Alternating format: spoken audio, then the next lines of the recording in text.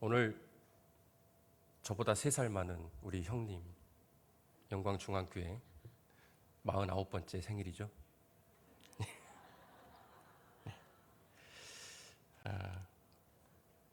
원래 매월 마지막 주 설교가 제 차례인데 갑자기 목사님께서 느닷없이 셋째 주에 설교를 하라고 하셔가지고 내심 뜨끔하면서도 이걸 어떻게 해야 되나 걱정이 태산 같았는데요.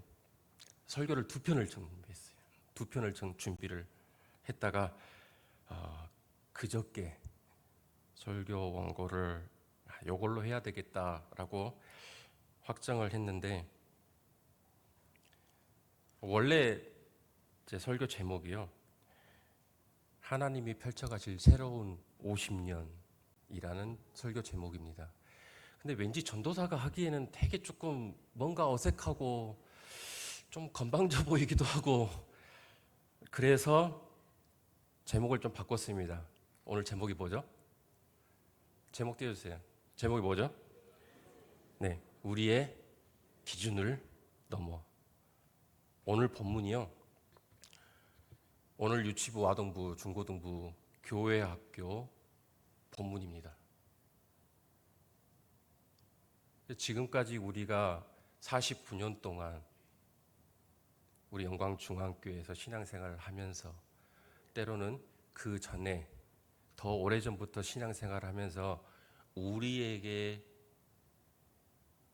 박혀있는 우리만의 기준이 있으셨을 거예요. 베드로도 마찬가지거든요.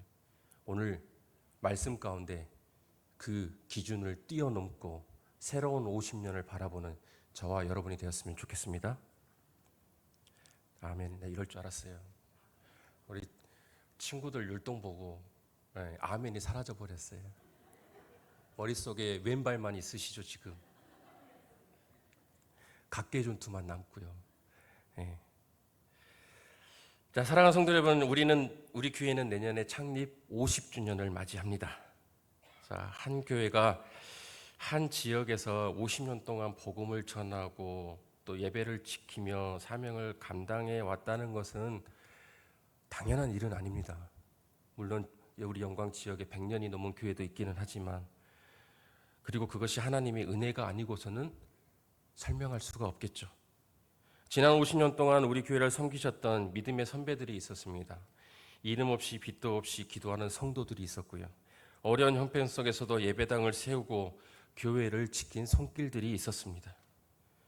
때로는 교회 학교 교사로, 때로는 찬양대원으로, 때로는 구역장과 관찰로, 때로는 주방 봉사와 설거지 봉사, 차량 안내와 청소로 묵묵히 섬긴 분들이 우리 교회 49년을 이끌어 오셨습니다. 우리가 오늘 이 자리에서 예배할 수 있는 것은 누군가의 눈물과 기도, 또 헌신과 희생이 있었기 때문에 가능한 일입니다. 그래서 이제 50주년을 앞둔 우리는 먼저 이렇게 고백해야 됩니다. 여호와께서, 하나님께서 여기까지 우리를 도우셨다고요. 그러나 교회의 50주년은 지나온 역사를 기념하느로만 해서 끝나는 것이 아닙니다. 그렇게 끝나면 안 됩니다. 과거를 돌아보는 것만큼 중요한 것은 이제 하나님께서 우리 영광중앙교회를 앞으로의 50년 동안 어디로 이끌어 가실지 기대하며 준비해 나가야 되는 것입니다. 그래서 우리는 오늘 하나님께 이 시간 이렇게 질문해 봐야 됩니다. 하나님, 우리 교회를 앞으로 어떻게 사용하시겠습니까? 하나님, 다음 50년 동안 우리 교회가 감당해야 될 사명은 무엇입니까? 하나님, 우리가 버려야 할 고정관념은 무엇이며, 하나님께서 우리에게 보내주시는 새 가족을 어떻게 품어야 합니까? 라고 우리 스스로 질문해보고 하나님께 지혜를 구해야 되는 것입니다. 오늘 본문은 하나님께서 베드로의 생각과 베드로의 기준과 시야를 뛰어넘게 만드는 새로운 시작을 하는 장면입니다. 베드로가 기도하던 중 하늘이 열리고 큰 보자기 같은 그릇이 내려오는 환상을 보았습니다. 그 안에는 유대인이 부정하다고 여겼던 여러 짐승들이 있었습니다. 유대인들이 먹을 수 없었던, 하나님이 율법에 이것은 부정하니까 너희들은 먹어서 안 된다라고 규정했던 음식들만 가득 담겨져 있었습니다. 그리고 그때 하나님의 음성이 들려옵니다. 베드로야, 배고프지? 일어나 잡아 먹어라 라고 합니다. 베드로가 입을 틀어 막습니다. 그러면서 대답합니다. 주님, 그럴 수 없습니다. 속되고 깨끗하지 아니한 것을 내가 결코 먹지 아니하였나이다 얘기를 합니다. 그러자 하나님께서 말씀하십니다. 내가 깨끗하게 한 것을 네가 속되다고 하지 말아라. 내가 깨끗하게 했으니까 너 먹어도 된다라고 이야기를 합니다. 이 환상이 3번이나 반복이 됩니다. 하나님께서는 단순히 베드로의 음식 습관을 바꾸려고 하시는 것이 아닙니다. 초등 입맛인 김지훈 전도사가 김치가 따로 있으면 못 먹고 볶아거나 밥이랑 비벼놓으면 먹듯이 음식 습관을 바꾸놓는 게 아니라요. 베드로가 가지고 있던 오랜 편견과 경계를 무너뜨리시고 이제 이방인에게도 복음이 전해야 한다는 하나님의 뜻을 깨닫게 하고자 하시는 것입니다. 50주년을 앞둔 우리 교회도 하나님께서 이 시간 동일하게 말씀하십니다. 내가 새롭게 하려는 것을 네가 막지 말라. 내가 품으려고 너희에게 보낸 새 가족을 네가 밀어내지 말아라. 지나간 방식에만 머물지 말고 하나님인 내가 펼쳐나갈 새로운 역사를 바라보라고 이 시간 우리에게 말씀하고 계십니다. 오늘 말씀을 통하여서 앞으로의 50년을 준비하는 우리 영광중앙교회가 어떤 교회가 되어야 하는지 이 시간 함께 은혜를 나누고자 합니다. 첫 번째, 기도하는 교회가 하나님의 새로운 뜻을 발견합니다. 오늘 본문 9절에 보면 베드로가 기도하기 위해서 지붕에 올라갔다라고 얘기를 합니다. 이튿날 그들이 길을 가다가 그 성에 가까이 갔을 때 베드로가 기도하려고 지붕에 올라가니 그 시각은 제6시더라. 이 앞 구절에 보면 1절부터 8절까지에 보면 가이사랴에서 백부장 고넬료가 하나님께 기도하는 장면이 나옵니다. 이 백부장은 하나님 보시기에 하나님을 경외하고 이웃을 도와주는, 구제하는 그런 하나님 보시기에 아름다운 사람이었습니다. 그리고 이제 하나님이 고넬료에게 말씀하십니다. 욥바로 내려가면 베드로라 하는 사람이 있으니까 그 사람을 너의 집에 청해서 복음을 접하라라고 얘기를 합니다. 그리고 그때 베드로가 기도하려고 옥상에 올라갑니다. 지붕에 올라갑니다. 성경에 나오는 제6시는 요즘으로 말하면, 오늘날 말하면 12시입니다. 중동 날씨에 낮 12시는 뜨거운 태양이 내리쬐는 엄청난 불볕더위가입니다. 그러나 베드로는 정해진 시간에 기도하기 위해서 지붕에 올라갑니다. 하나님께서 베드로에게 새로운 비전을 보여주신 자리는 안락의자가 있는 편안한 회의실이 아니었습니다. 많은 사람이 모인 광장도 아니었습니다. 그곳은 기도하는 자리였습니다. 하나님의 새로운 역사는 언제나 기도하는 사람을 통해서 시작됩니다. 초대교회가 세워지기 전에도 성도들은 와가의 다락방에 모여서 기도하기 시작했습니다. 성령이 임하신 것도 기도하는 자리였습니다. 베드로가 옥에서 풀려났을 때에도 교회는 간절히 기도하고 있었습니다. 바울과 바나바가 선교사로 파송된 것도 안디옥 교회가 금식하며 기도할 때였습니다. 기도는 하나님의 능력을 끌어오는 방법만이 아닙니다. 기도는 우리의 생각을 하나님의 생각에 맞추는 시간입니다. 우리는 기도하면서 하나님께 우리의 계획을 말씀드립니다. 그러나 진정한 기도는 우리의 계획을 하나님께 이야기하고 그 계획을 관철시켜 달라고 주장하는 것이 아니라 하나님의 뜻을 발견하고 그 하나님의 뜻을 받아들이는 것이 진정한 기도인 것입니다. 베드로는 기도하기 전까지 이방인을 향한 하나님의 계획을 온전히 이해하지 못했습니다. 그러나 기도하는 중에 하늘이 열립니다. 사랑하는 성도 여러분, 교회의 새로운 50년 역시 우리의 기도로 열어야 할 것입니다. 물론 50주년이 되면 기념 행사도 필요합니다.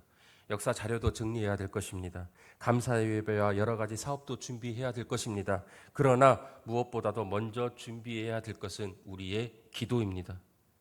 주님, 지난 50년 동안 베풀어신 주님의 은혜를 잊지 않게 하여 주시옵소서.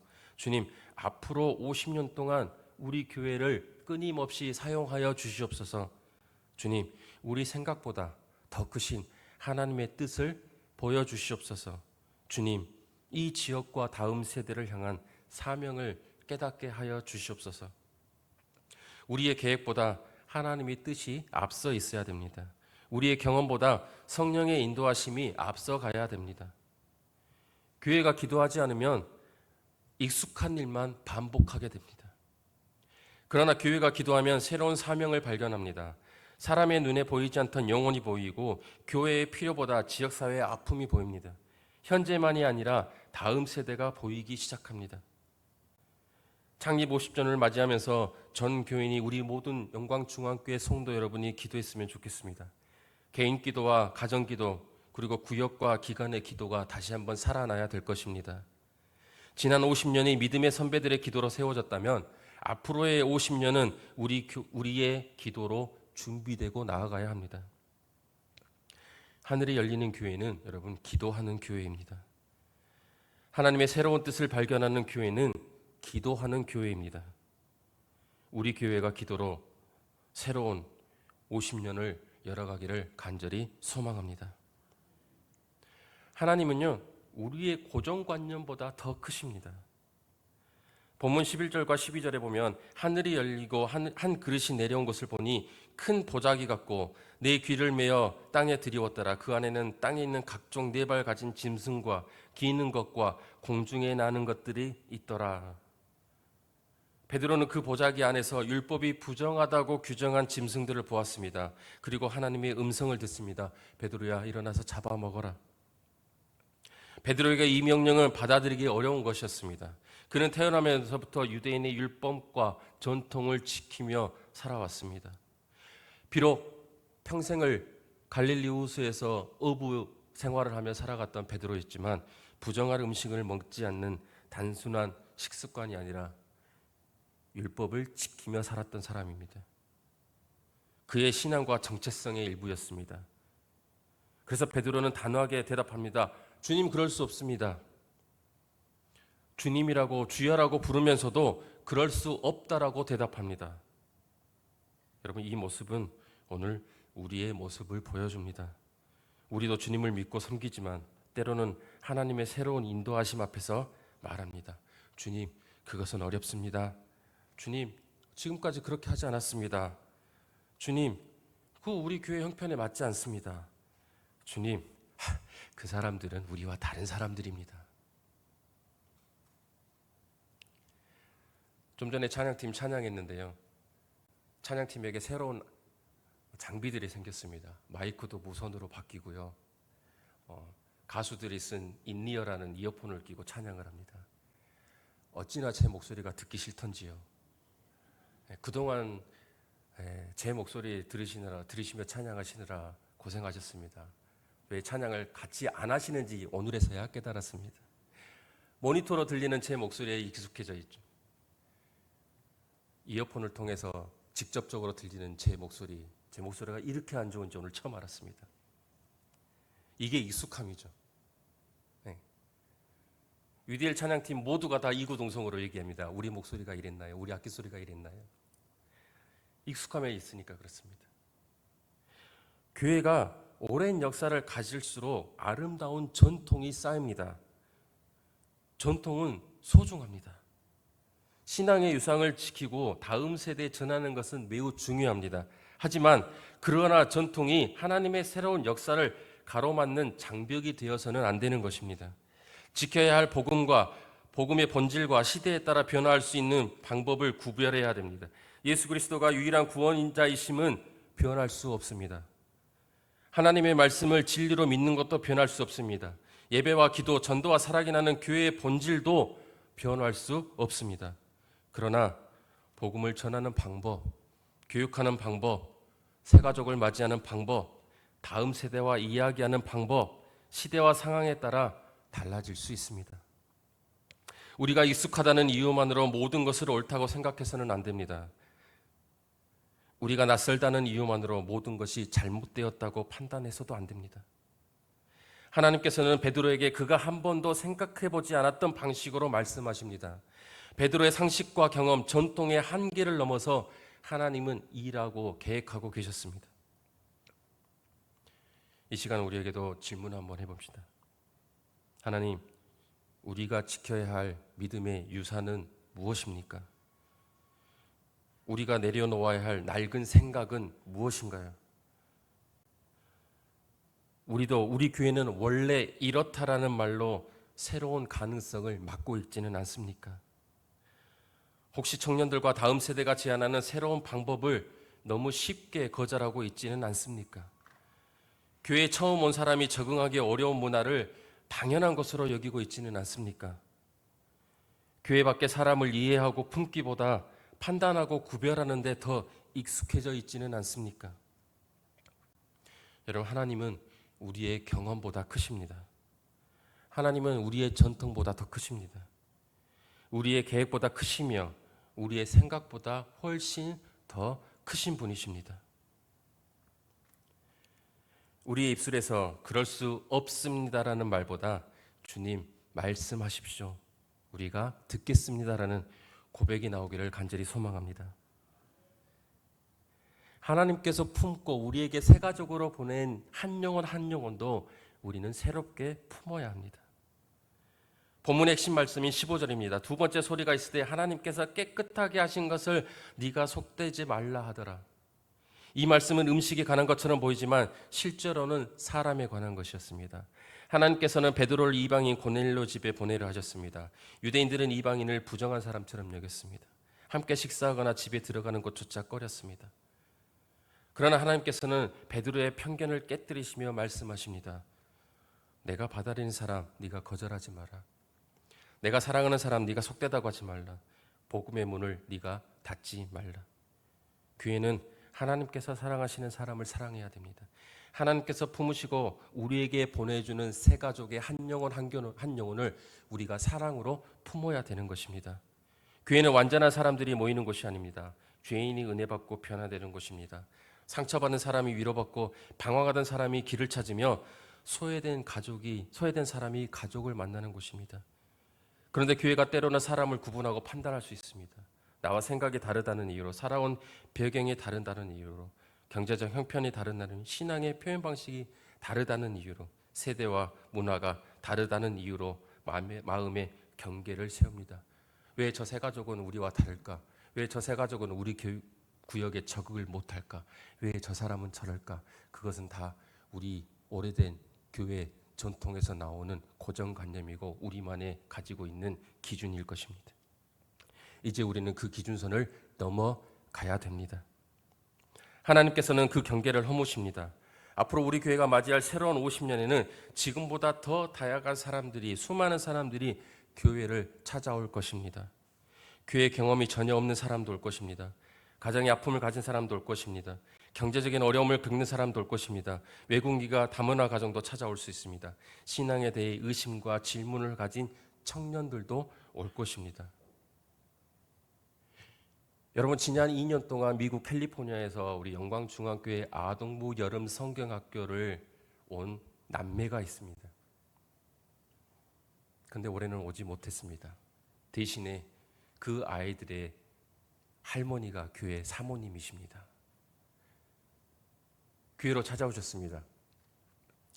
사무실 문이 똑똑똑 해서 열려 사모님께서 문 앞에 서 계셨습니다. 그러면서 저에게, 전사님, 우리 손주들이 영광중앙교회 여름 성경학교 2년 동안 왔잖아요. 너무 좋았어요. 그래서 이번에는 저희 교회 아이들 6명을 영광중앙교회에 보내려고 합니다. 아동부 4명, 중고등부 2명을 보낼 테니까 영광중앙교회에서 품고 아이들을 가르쳐 주세요라고 말씀하십니다. 선생님들이 했을까요? 아니죠. 하나님께서 그 마음을 움직여 주시고 영광중앙교회에 이 우리 아이들을 맡겨도 되겠다라는 신뢰와 믿음을 허락하신 것입니다. 그래서 우리는 모든 하나님께서 사랑하는 모든 새로운 가족들을 사랑으로 품어야 합니다. 얼마 전까지 캐나다에 있던 가족들이 한 달여 동안 우리 교회에서 예배를 드리고 갔습니다. 종종 5층에서 제가 볼 때 부부가 왔는데 저는 참 패션이 특이하다라고 생각을 했습니다. 얼마 전 병원 신방을 갔을 때 병원 로비에서 이 두 부부를 만났습니다. 남편이 중국인이었습니다. 네. 서로 알아보고 반갑게 인사를 했더니 우리가 요즘 교회 자주 못 나갔는데 기억하고 계시네요 라고 이야기합니다. 그래서 목사님께서 병원 중에 계신 아버님을 위해서 기도해 드리고 왔습니다. 영광의 축구선수 4명이 주일날 오전에 훈련을 마치고 저희 교회로 옵니다. 9시 중고등부 예배를 참석을 못하니까 오후 2시 예배를 옵니다. 때로는 2시 예배를 놓칠 때가 있습니다. 그러면 이 친구들이 야, 오늘 예배 끝났으니까 가자라고 하는 게 아니라 4시 청년 예배를 찾아옵니다. 그 중에 한 친구는 목사님 아들이고요. 그 중에 한 친구는 부모님이 신앙생활을 했다가 신앙생활을 지금은 하지 않는 부모님의 아이들입니다. 이 4명이 오후 4시에 와서 때로는 일찍 와서 성경 통독학교 시간에 계단에서 시원한 음료수를 마시며 청년부 예배를 기다립니다. 여러분, 이 영광중앙교회가요 글로벌한 교회입니다. 여기저기서 다 찾아와요. 그럴 때 우리는 어떻게 해야 될까요? 왜 저 사람은 저럴까 판단하기보다 야, 저 사람은 하나님께서 우리 교회에 보내셨다라고 이야기해야 됩니다. 우리와 맞지 않는다고 밀어내기보다 우리가 어떻게 저들을 섬길 수 있을까 고민해야 됩니다. 새 가족이 기존 성도에게 맞추기만을 요구할 것이 아니라 기존 성도들이 먼저 다가가서 기다려 주어야 됩니다. 특별히 다음 세대를 품어야 됩니다. 다음 세대는 교회의 미래가 아니라 오늘 우리의 교회입니다. 어린이와 청소년, 청년들이 예배 중심에 참여하고 자신의 믿음과 은사를 발견하며 교회의 사명을 함께 감당하도록 세워줘야 합니다. 그들이 우리의 방식과 다르다고 해서 틀린 것은 아닙니다. 찬양하는 방식이 다르다고 소통하는 방법이 다를 수 있습니다. 그러나 그들 안에도 동일한 성령께서 역사하고 계십니다. 50주년을 맞이하는 우리 교회는 지난 세대의 헌신을 기억하는 동시에 다음 세대가 꿈꾸고 헌신할 자리를 이제 열어주어야 합니다. 믿음의 선배들은 자리를 지키는 사람을 넘어 자리를 내어주는 사람이 되어야 합니다.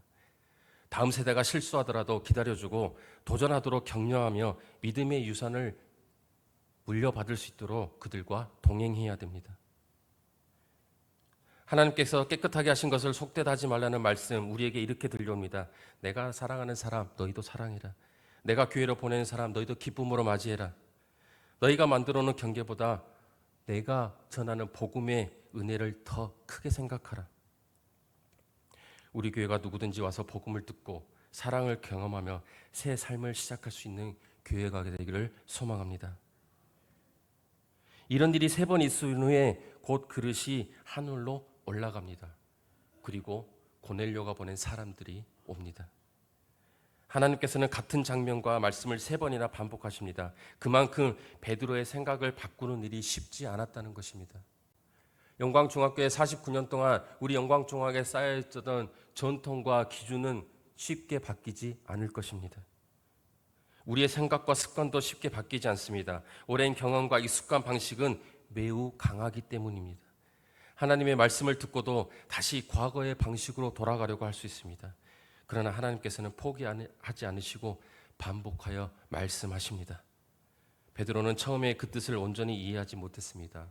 하지만 곧 고넬료가 보낸 사람들이 왔고 성령께서 그들과 함께 가라고 말씀하십니다.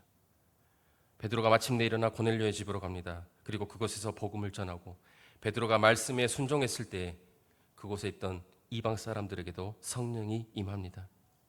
이 사건은 교회의 역사를 완전히 바꿉니다. 복음이 유대인의 경계를 넘어서 모든 민족에게 전해지는 중요한 전환점이 되었습니다. 여러분, 이 시간 이 전환점이 우리 영광중앙교회의 새로운 변환점이 되시기를 소망합니다. 한 사람의 순종이 새로운 선교의 문을 엽니다. 하나님께서 비전을 보여주셔도 베드로가 움직이지 않았다면 역사는 달라지지 않았을 것입니다. 깨달음이 중요하지만 깨달음에 멈춰서는 안 됩니다. 말씀을 들었다면 행동으로 순종해야 됩니다.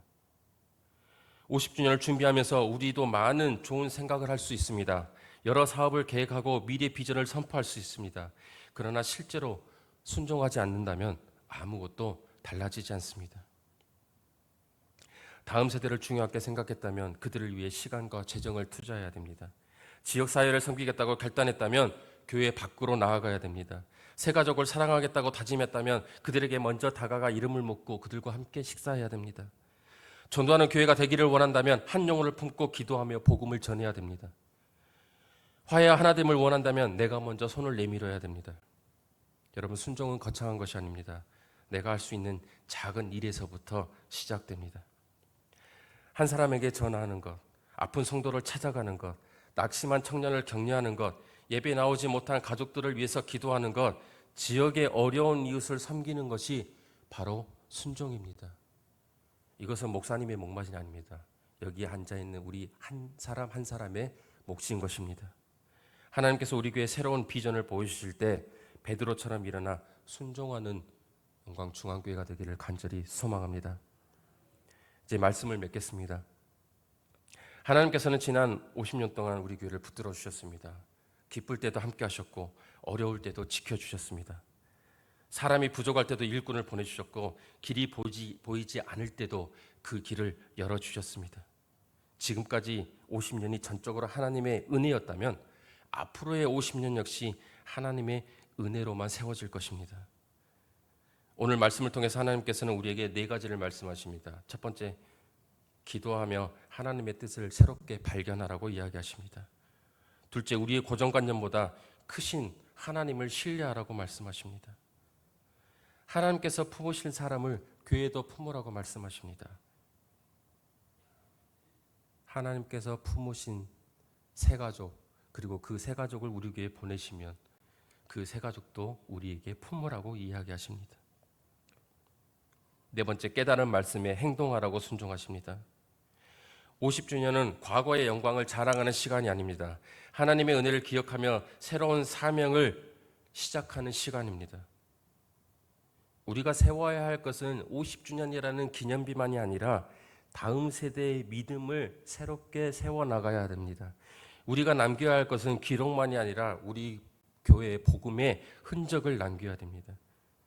우리가 준비해야 될 것은 50주년의 행사만이 아니라 지역과 민족과 열방을 섬길 사명을 준비해야 되는 것입니다. 하나님께서 베드로에게 말씀하십니다. 하나님께서 깨끗하게 하신 것을 내가 속되다 하지 말라. 이 말씀을 오늘 우리 교회를 향한 음성으로 받기를 바랍니다. 내가 열어놓은 문 닫지 말라. 내가 보내는 사람 거절하지 말라. 내가 행하는 새로운 일을 두려워하지 말라. 지난 은혜에 감사하며 새로운 사명을 향해 일어나라고 이 시간 우리에게 말씀하고 계십니다. 앞으로의 50년 동안 더 많은 영혼이 구원받고 더 많은 가정이 회복되며 더 많은 다음 세대가 일어나고 우리 교회를 통해 하나님의 나라가 더욱 힘있게 확장되기를 주님의 이름으로 축복합니다. 이 모든 것을 행할 때 우리에게 힘든 시련들이 다가올 수 있습니다. 그러나 그 힘든 시련 가운데 우리가 포기하지 않고 우리의 생각보다 더 큰 하나님을 신뢰하며 나아간다면 우리의 영광중앙교회 50년은 앞으로 더 주님의 일을 잘하고 주님께 칭찬받는 그런 교회가 될 것입니다. 우리 기도 제목 좀 띄워